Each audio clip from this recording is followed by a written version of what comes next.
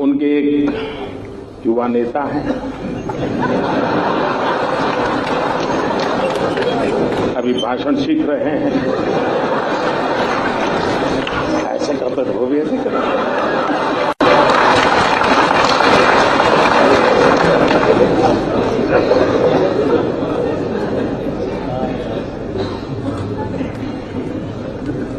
जब से उन्होंने बोलना सीखा है और बोलना शुरू किया है, मेरी खुशी का कोई पार नहीं है।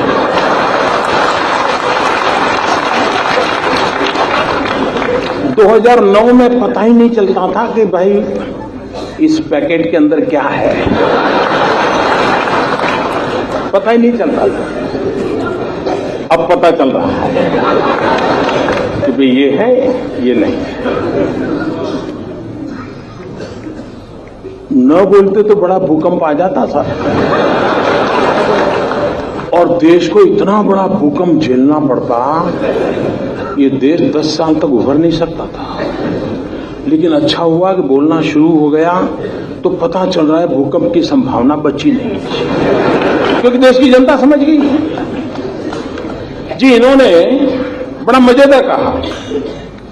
उन्होंने कहा जिस देश में 60% लोग अनपढ़ हो, वहां मोदी ऑनलाइन बैंकिंग की बात कैसे कर सकता है? मुझे बताइए साहब, कोई पढ़ा लिखा था क्या? मैंने कोई जादू टोना किया कि वो अनपढ़ हो गया?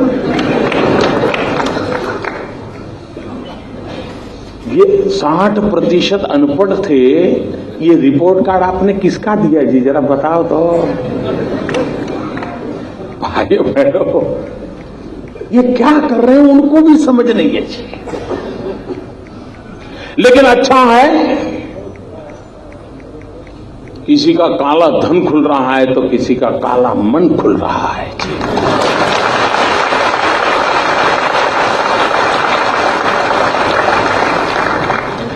लेकिन देश साफ सुथरा होकर के, स्वच्छ होकर के,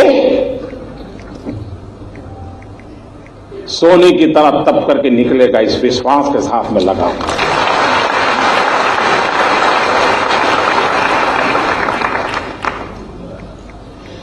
मैं यूनिवर्सिटी के कैंपस में आया हूं, पढ़े लिखे लोग हैं। मेरा आपसे आग्रह है, मेरी बीएचयू के सभी नौजवानों से आग्रह है, जो इस सभागृह में होंगे, जो बाहर होंगे, सबसे आग्रह है, और भूतपूर्व विद्यार्थियों से भी आग्रह है मेरा।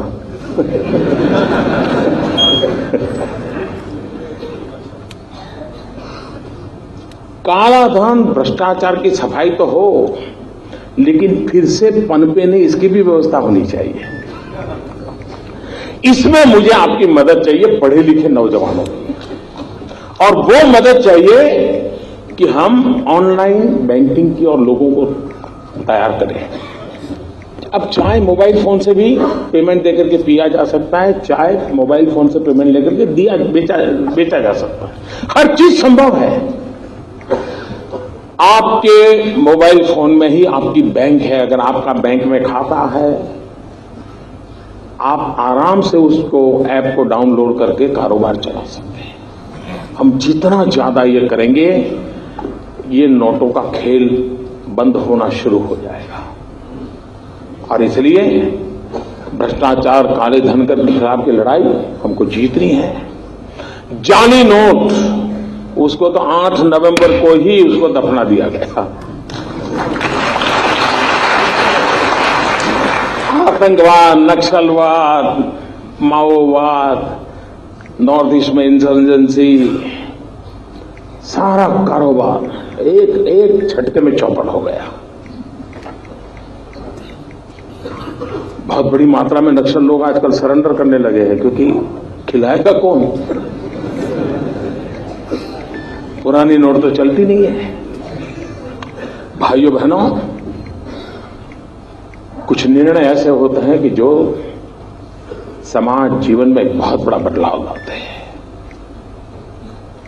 और कुछ लोगों को विरोध करना है। आप हैरान होंगे साहब, देश की सेना के जवान मौत को मुट्ठी में लेकर के पाकिस्तान में जाते हैं, आतंकवादियों से भिड़ते हैं, उनका खात्मा बुला करके वापिस आते हैं, जिंदा लौट करके आते हैं। कुछ लोगों को उसकी भी परेशानी हो गई कि सर्जिकल स्ट्राइक हुआ था कि नहीं हुआ था, बता। फिर उनको लगा कि देश का मिजाज अलग है, तो फिर चुप हो गए। देश की इंस्टीट्यूशंस पे इस प्रकार से माहौल बनाना कितना शोभा देता है क्या? आप देखते होंगे इन दिनों देश का एक बहुत बड़ा सफाई अभियान चल रहा है।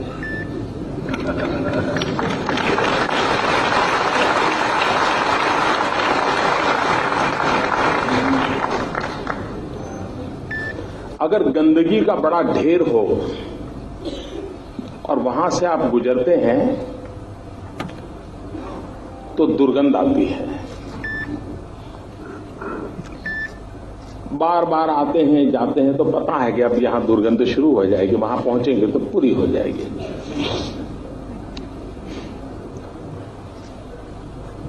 और एक सीमा में दुर्गंध महसूस होती है, उससे ज्यादा फिर महसूस नहीं होती है। लेकिन जब उस ढेर की सफाई शुरू करते हैं तो गंध इतनी ज्यादा महसूस होती है कि वहां से गुजरना मुश्किल हो जाता है।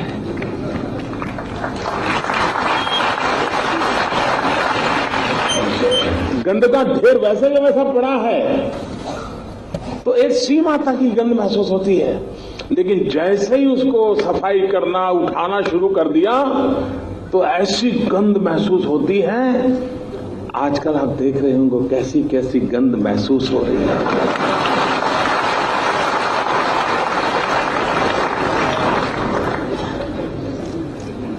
लेकिन एक बार ढेर साफ हो जाए तो फिर मन करता नहीं, यार ये तो जगह इतनी अच्छी बगीचा बनाया जा सकता है। कान इतने सालों का ढेर गंध भरी पड़ी है, लेकिन ये काशी के आशीर्वाद है कि मैंने गंद की सफाई का बेड़ा उठाया है।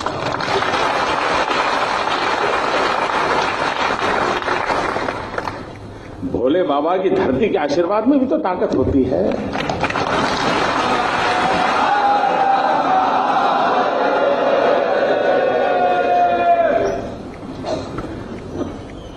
कुछ लोग कहते हैं कि मोदी जी ने इतना बड़ा डिसीजन ले लिया,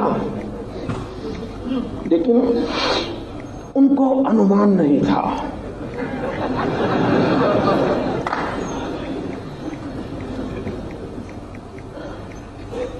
ये बात सही है कि बहुत सी चीजों का मैंने अनुमान किया था, लेकिन एक चीज का अनुमान करने में विफल हो गया।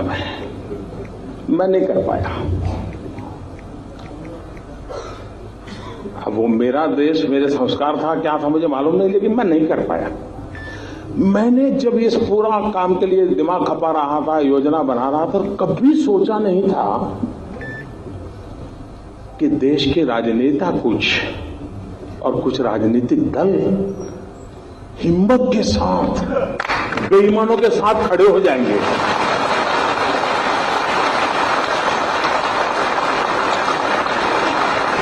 ये मैंने हिसाब नहीं लगाया था जी।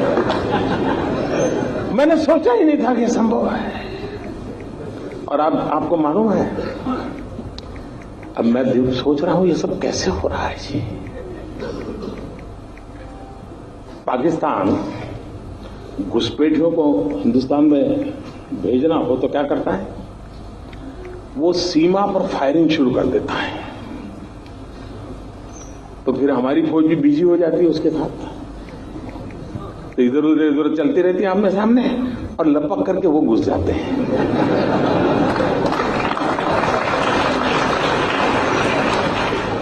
उनको कवर मिल जाता है बेईमानों।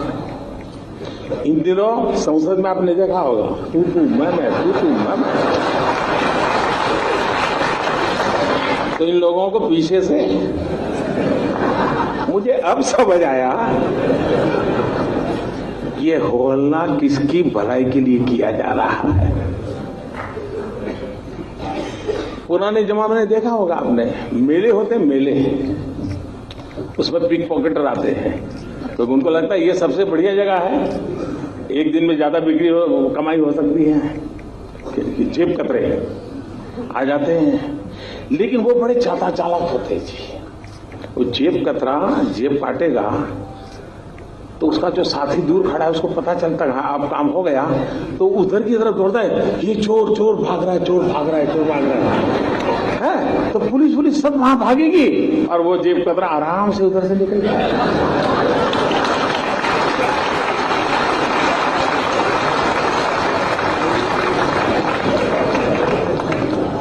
बेईमानों को बचाने के लिए, बेईमानों को रास्ता दिखाने के लिए न जाने कैसी तरकीब अपनाई जा रही है। लेकिन भाइयों बहनों, देश देखिए, दुनिया को इस बात को समझना होगा, जनता को कष्ट कम नहीं हुआ है, बहुत तकलीफ झेली है, कभी सोची नहीं इतनी तकलीफ झेली है जी। उसके बावजूद भी ईमानदारी के रास्ते पर देश चलता है तो कष्ट झेलने के लिए तैयार हो रहा है। 6-6, 8-8 घंटे कतार में खड़ा रहता है। इतनी तकलीफ के बावजूद भी जब मुंह में उंगली डाल करके पूछा जाता है, फिर आखिर में कहता है नहीं लेकिन किया तो अच्छा है।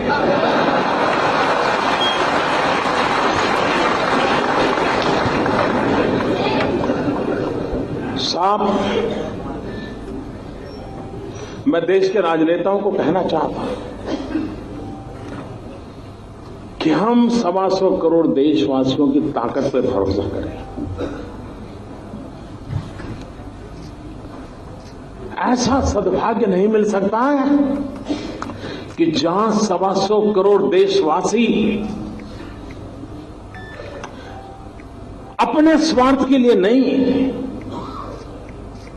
कहीं कुछ मिलता और कतार में खड़ा रहे हो तो अलग बात है, ये तो भाई देश का भला हो, कष्ट झेलूंगा, ऐसा साहब दुनिया में कहीं संभव नहीं होगा जी।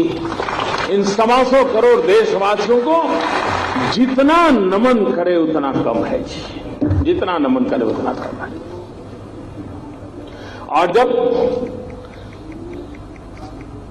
जनता जनार्दन तो स्वयं ईश्वर का ही अवतार होता है, और जनता जनार्दन के आशीर्वाद मतलब ईश्वर के आशीर्वाद होते हैं, और जिस सत्य के काम में ईश्वर के आशीर्वाद होते हैं वो सत्य कभी भी ओझल नहीं हो सकता, वो सत्य उजागर के ही रहता है, वो परिवर्तन ला करके ही रहता है। और कुछ लोग विरोध करने में इतना अपना संतुलन खो देते हैं, मैं तो हैरान हो जाता हूं। इन दिनों अब इस पर तो बोल नहीं पाते, कह नहीं सकते कि काला धन नहीं है, कह नहीं सकते कि भ्रष्टाचार नहीं है, ये भी नहीं कह सकते कि जाना नहीं चाहिए, तो लेकिन कुछ तो बोलना है तो क्या बोले।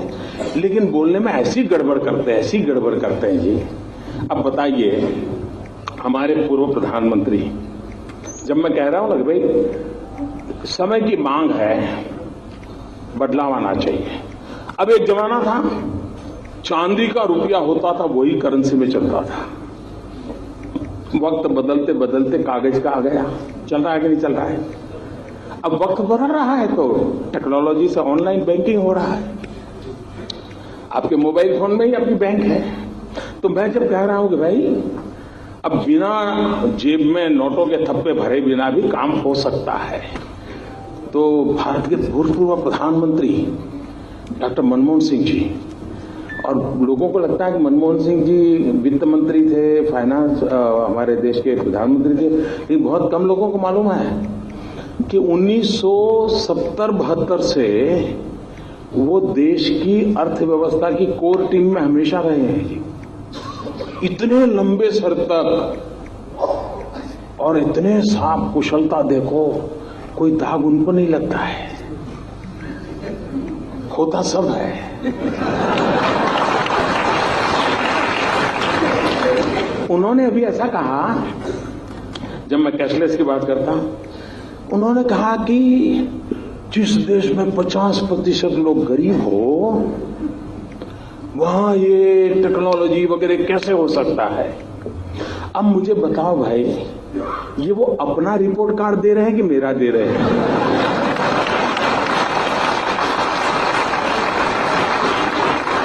ये 50% गरीबी, ये विरासत किसकी मैं झेल रहा हूं जी?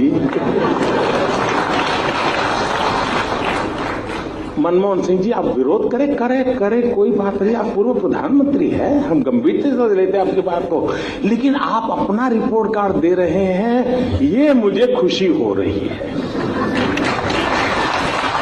उनके एक दूसरे महानुभाव जो देश के वित्त मंत्री रहे, वो लेख भी लिखते हैं, सुमन चिदम्बरम जी। उन्होंने कहा कि हमारे देश में 50% गांवों में अभी भी बिजली नहीं है, तो कैशलेस कैसे करोगे? अब बताइए साहब, कहीं पर बिजली थी किसी गांव में, मैंने आकर के खंभा उखाड़ दिएगा।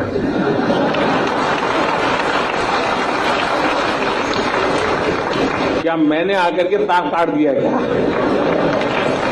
मतलब चिदम्बर जी, 2014 में तो आप कहते थे कि हमने इतना विकास किया है, काशी में मोदी की जमानत जब्त होनी चाहिए। अब कहते हैं 50% गांव अंधेरे में डूबे पड़े हैं। ये मोदी का विरोध करने में, ये देखिए साहब, ये काशी का बच्चा है।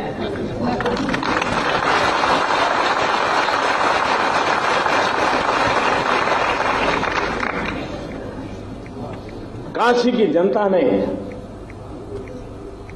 मुझे पाला, पोषा, और इसलिए इस पवित्र धरती के आशीर्वाद है कि इधर से हो उधर से हो, तुमसे सच निकलवा के ही रहेगा।